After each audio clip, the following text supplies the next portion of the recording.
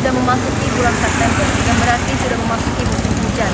Akhir-akhir ini di kota Palembang terus diguyuri hujan yang begitu deras, yang menyebabkan banjir di beberapa lokasi, seperti di ruas jalan Simpang Sekip, Simpang Polda, dan juga Simpang Matal. Pemerintah Kota Palembang terus mengkaji upaya menanggulangi banjir yang kerap kali terjadi. Kamis pagi, Wakil Wali Kota Palembang Fitrianti Agustinda meninjau langsung salah satu titik rawan banjir di Jalan Ketahun, Kelurahan Siring Agung. Bagaimana permasalahan banjir di Kota Palembang dan apa upaya yang dilakukan pemerintah untuk mengatasi tersebut? Saat ini saya sudah bersama dengan Wakil Wali Kota Palembang Fitrianti Agustinda. Halo, selamat pagi Bu. Pagi, baik, alhamdulillah. Bagaimana Bu menjawab kita hari ini?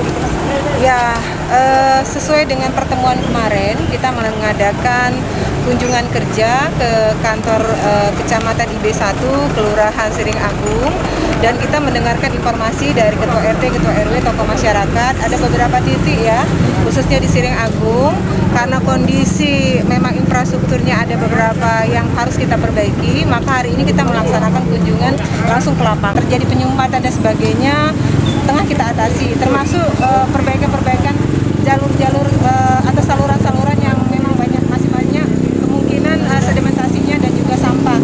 Dan informasi yang kita terima dari Dinas PU, sebenarnya banyak juga sampah-sampah yang menyumbat saluran. Oleh karena itu, kami mohon kerjasamanya kepada seluruh masyarakat, elemen masyarakat, untuk betul-betul bisa menjaga lingkungan dan jangan sampai membuang sampah sembarangan. Karena setelah kita menyusuri satu persatu titik banjir, kemungkinan besar itu juga karena masih banyaknya masyarakat yang membuang sampah sembarangan. Jadi menutup saluran dan sebagainya.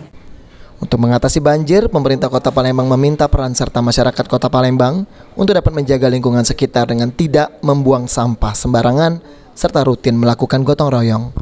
Nah, pemirsa, begitu